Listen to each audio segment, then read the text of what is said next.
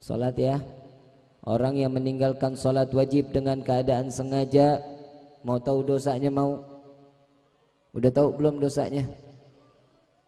Makanya berani ninggalin salat kan? Tapi bukan orang Mekarsari, bukan.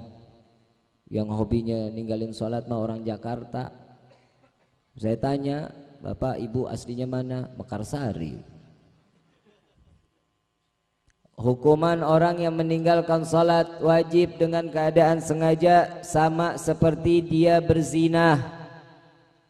Setelah dia berzina, istrinya dalam keadaan hamil dan teraniaya, lalu keluar anaknya. Setelah dikeluarkan anaknya lalu dibunuh, dosa besar di hadapan Allah Subhanahu wa taala. Orang yang meninggalkan salat tanpa uzur dengan sengaja, maka siksaannya tidak akan pernah berhenti sampai yaumil qiyamah. Na'udzubillahi min. Bib, apa bib hukumannya orang yang meninggalkan salat? Di alam kubur apa yang ia dapatkan? Di alam kubur ada namanya ular yang disebut Sujaul Aqra. Kenal Sujaul Aqra? Udah kenal belum? Ya udah tinggalin salat ntar kenalan. Namanya Sujaul Aqra. Mukanya sama hampir persis dengan iblis. Gigi bawahnya sampai kepada hidung panjangnya. Gigi bawah, gigi atasnya terus sampai kepada dagunya. Kupingnya dalam keadaan yang sangat amat tinggi dan tajam. Buntut daripada ular tersebut seperti mata bor. Ujung daripada mata bor dengan begitu tajamnya. Ular ini akan mendatangi orang yang tidak salat, yang meninggalkan salat satu kali dalam keadaan sengaja. Dia pernah meninggalkan salat, maka ular tersebut akan mendatanginya dan mengatakan, Assalamu alayka ya ahlan nar. Salam kepadamu wahai penghuni neraka. Lalu tidak banyak bicara, ular tersebut Sujaul Aqra menembuskan daripada buntutnya dan masuk sampai daripada duburnya, keluar sampai ke dalam mulutnya. Setelah itu dililit daripada Sujaul Aqra lalu dihempaskan ke bumi. Hancur berkeping-keping jasad kita dengan kedalaman hempasan 7 km. Hancur, jasad kita hancur sangat luar biasa. Lalu dikembalikan lagi oleh Allah Subhanahu wa taala, dibuat utuh lagi daripada jasad kita. Lalu Sujaul Aqra terus akan mentimpa kita dan membanting kita di bawah tanah tersebut selama datangnya yaumil qiyamah. Na'udzubillahi min. Makanya jangan main-main sama salat. Kalau dulu Nabi SAW, saya mau tanya di sini, kalau mau salat pernah nggak diludahin? Pernah? Orang mau jalan ke masjid diludahin pernah? Nabi Muhammad SAW sudah melaksanakannya dan sudah merasakan. Kita saat lagi sujud nggak pernah lagi namanya kotoran menimpa kepala kita. Nabi SAW sudah menerimanya.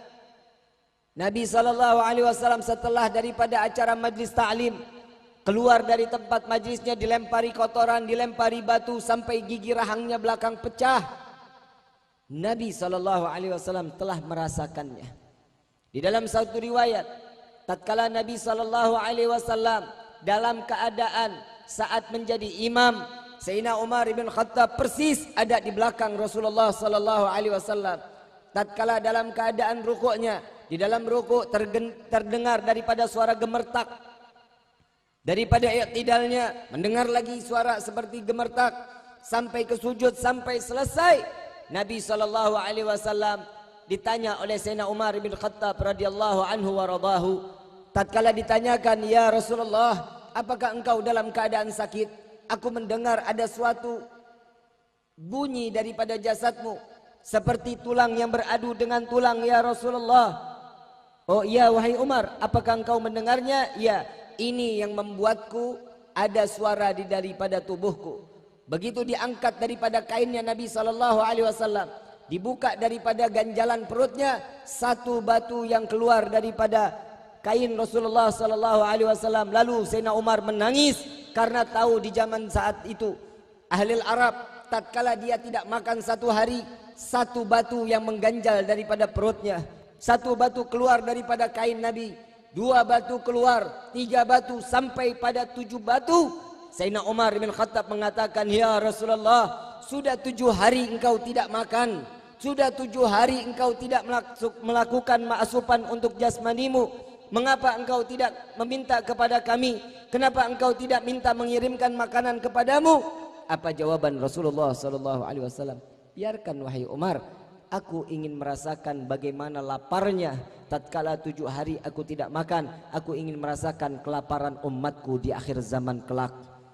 Nabi Muhammad SAW, kita sampai detik ini 7 hari 7 malam nggak pernah kita nggak makan. Sehari minimal 3 kali pasti kita makan.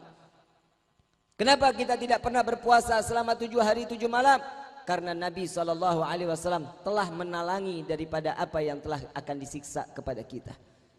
Nabi Muhammad SAW yang telah memberikan dari ujung rambut sampai ujung kaki diserahkan kepada Allah untuk umat Nabi Muhammad SAW. Di bulan Rajab yang kita kenal adalah bulannya Allah. Nabi SAW di dalam hadisnya, Ar-Rajab syahrullah wa Sya'ban syahri wa Ramadan syahrul ummati. Rajab adalah bulannya Allah Subhanahu wa taala. Tatkala setiap hamba yang berdoa, beristighfar, memohon ampun, bertaubat kepada Allah, maka taubatnya akan diampuni oleh Allah Subhanahu wa taala. Jika seseorang di bulan Rajab ini berbuat dosa, maka 10 kali lipat akan Allah berikan azab tersebut, 10 kali lipat dosa yang akan ditempelkan kepada umat Nabi Muhammad SAW. Na'udzubillahi min. Kenapa di bulan Rajab ini tidak ada dibolehkan di dalam peperangan? Gak boleh ada peperangan di bulan Rajab, gak boleh saling bunuh di bulan Rajab, gak boleh namanya menyakiti hati orang di bulan Rajab, karena penghormatan kepada Allah Subhanahu wa taala sebagai pemilik bulan yang penuh rahmah dan maghfirah. Bulan yang penuh dengan kasih sayangnya Allah, bulan yang dimana Allah Subhanahu wa taala menebarkan daripada ampunannya khusus kepada umat Nabi Muhammad sallallahu alaihi wasallam.